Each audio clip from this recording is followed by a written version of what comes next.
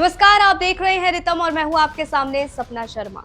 बड़ी बात में आज हम बात करेंगे पश्चिम बंगाल के नॉर्थ 24 परगना जिले में स्थित संदेश खाली गांव को लेकर।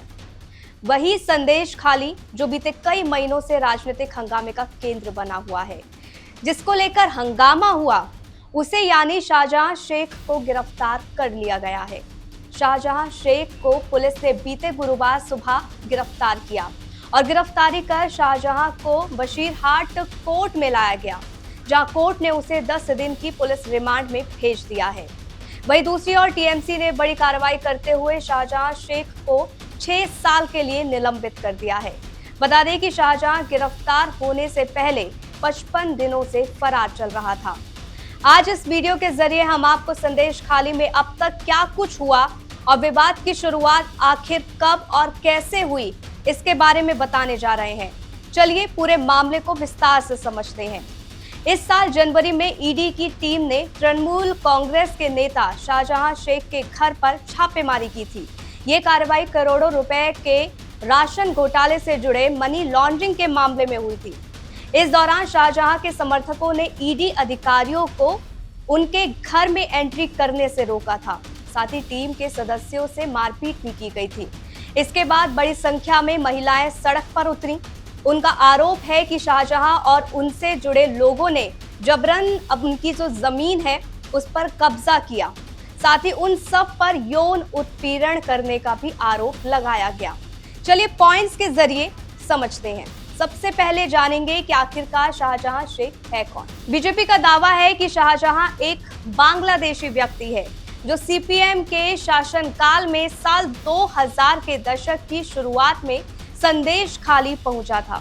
शाहजहां शेख टीएमसी के नेता होने के साथ साथ नॉर्थ 24 परगना जिले के बशीरघाट सब डिवीजन में आने वाले संदेश खाली से जिला परिषद सदस्य हैं। दूसरा पॉइंट, शाहजहां शेख मुख्य आरोप उस पर क्या क्या लगे हैं। गंभीर आरोप लगाते हुए एक स्थानीय महिला ने बताया था कि तृणमूल कांग्रेस पार्टी के नेता शाहजहां शेख और उसके कार्यकर्ता घर घर जाकर सर्वे करते थे। कोई खूबसूरत महिला या लड़की होती थी तो उन्हें उठाकर पार्टी ऑफिस लाते थे। महिलाओं ने बताया कि शाहजहां के फरार होने से उन्हें पिछले कई सालों से जारी उत्पीड़न के खिलाफ आवाज उठाने की हिम्मत मिली। उनका कहना था कि इस अपराध में केवल शाहजहां ही नहीं बल्कि उसका कथित साथी और तृणमूल के दूसरे नेता उत्तम सरदार और शिव प्रसाद हजारा भी शामिल थे। इस बीच महिलाएं लाठी और झाड़ू के साथ प्रदर्शन करती नजर आईं। इन सभी महिलाओं ने शाहजहां और शिव प्रसाद हजारा की गिरफ्तारी की मांग की। पॉइंट नंबर 3, कैसे मामले ने लिया राजनीतिक रंग, अब इसके बारे में आपको बताते हैं। जैसे ही ये मामला बढ़ता गया, राजनीतिक आरोप प्रत्यारोप का जो दौर है वो भी शुरू हो गया। महिलाओं ने हजारा के 3 पोल्ट्री फार्म में आग लगा दी। महिलाएं लगातार आरोप लगाते हुए इंसाफ की गुहार लगाने लगी, जिसके बाद पश्चिम बंगाल की विपक्षी पार्टियों ने शाहजहां और उसके साथियों की तत्काल गिरफ्तारी की मांग और भी ज्यादा तेज कर दी। बीजेपी, सीपीएम और कांग्रेस ने टीएमसी पर शाहजहां और उसके साथियों का बचाव करने का आरोप लगाया। तृणमूल नेताओं ने दावा किया कि विपक्षी पार्टियों ने लोकसभा चुनाव के मद्देनजर गलत तरीके से शाहजहां को फंसाया है। पॉइंट नंबर 4, जब ये मामला बढ़ा तो गवर्नर ने संदेश खाली पर केंद्र को रिपोर्ट दी। इस रिपोर्ट में क्या था, अब इसकी जानकारी आपको दे देते हैं। महिलाओं के प्रदर्शन को देखते हुए राज्यपाल सीबी आनंद बोस ने संदेश खाली जाकर स्थिति देखी। उसके बाद स्थिति का मुआयना करने के बाद केंद्रीय गृह मंत्रालय को इस पर रिपोर्ट भी दी।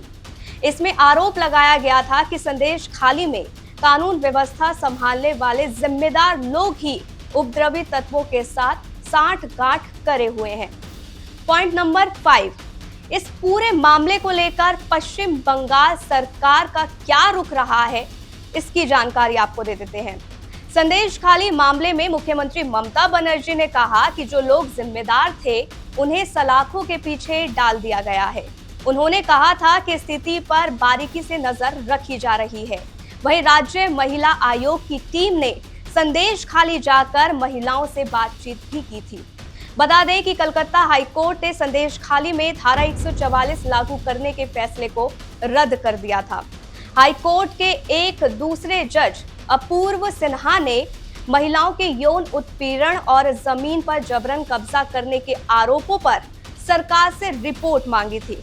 तो वहीं इस पूरे मामले की निंदा करते हुए राष्ट्रीय महिला आयोग ने त्वरित कार्रवाई की आवश्यकता पर जोर दिया।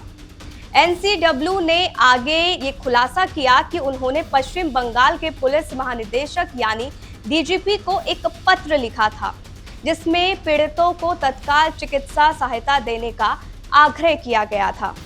पश्चिम बंगाल सरकार पर टीएमसी के नेतृत्व वाले कथित अत्याचारों के विरोध प्रदर्शन के दौरान संदेश खाली में कई महिलाओं की आवाज दबाने का आरोप लगाते हुए राष्ट्रीय महिला आयोग की अध्यक्ष रेखा शर्मा ने राज्य में राष्ट्रपति शासन लगाने की भी अपनी मांग रखी थी।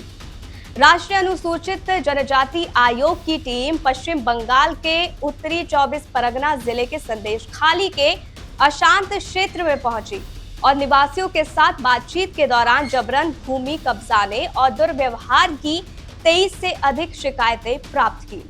इसके बाद लगातार आवाज उठने लगी कि संदेश खाली की महिलाओं का आरोपी यानी शाहजहां शेख की गिरफ्तारी कब होगी।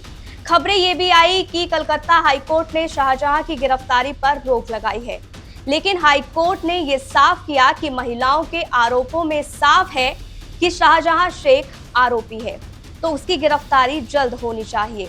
सीबीआई, ईडी या पश्चिम बंगाल की पुलिस शेख को गिरफ्तार कर सकती है। हाईकोर्ट के इस फैसले के 24 घंटे के भीतर ही एक घर से शाहजहां को गिरफ्तार कर लिया गया। पुलिस ने बताया कि शेख एक घर में अपने साथियों के साथ छिपा था। शेख का फोन ट्रैप कर उसका पता लगाया गया। वहीं कोर्ट की तरफ से कहा गया कि हमें शाहजहां शेख से कोई हमदर्दी नहीं है। कोर्ट ने शाहजहां के वकील को 4 मार्च को पेश होने के लिए कहा है। वहीं गिरफ्तारी होने के बाद राजनीतिक बयानबाजियां भी शुरू हो गई हैं। जहां ममता सरकार ने गिरफ्तारी का श्रेय लिया है, तो वहीं दूसरी ओर बीजेपी ने जमकर निशाना साधा। बीजेपी ने कहा कि उनके आंदोलन के बाद ही राज्य प्रशासन शेख को गिरफ्तार करने के लिए मजबूर हुआ। बांग्ला में उन महिलाओं ने पत्रकारों से गुहार लगाते हुए कहा, टीएमसी के गुंडों के बारे में, पार्टीर लोक देखे जावे कौन बाड़ीर बहू देखते सुंदर। टीएमसी के लोग घर घर जाकर देखते थे किस घर की कौन सी बहू सुंदर है, के कौन बॉयशी, उम्र में कौन कम है। ये बंगाल की संदेश खाली की महिलाएं पत्रकारों से बांग्ला में कह रही थी कि उनके पतियों को आकर टीएमसी के गुंडों द्वारा बोला जाता, तुम्ही शामी होते पारो किंतु तुम्हार कोनो अधिकार नहीं। जिन औरतों को आइडेंटिफाई किया जाता, उनके पतियों से कहा जाता कि तुम इसके पति हो सकते हो, लेकिन अब तुम्हारा इस औरत पर कोई अधिकार नहीं है। जिसे पूरे भारत में सेकुलर प्रोटेक्शन प्राप्त है। ये एक पर्टिकुलर मानसिकता है जो कितने भी प्रकार के अपराध कर ले, आतंकवाद कर ले, दलित आदिवासी महिलाओं को प्रताड़ित कर ले, मगर उन्हें सदा सर्वदा प्रोटेक्शन प्राप्त रहता है।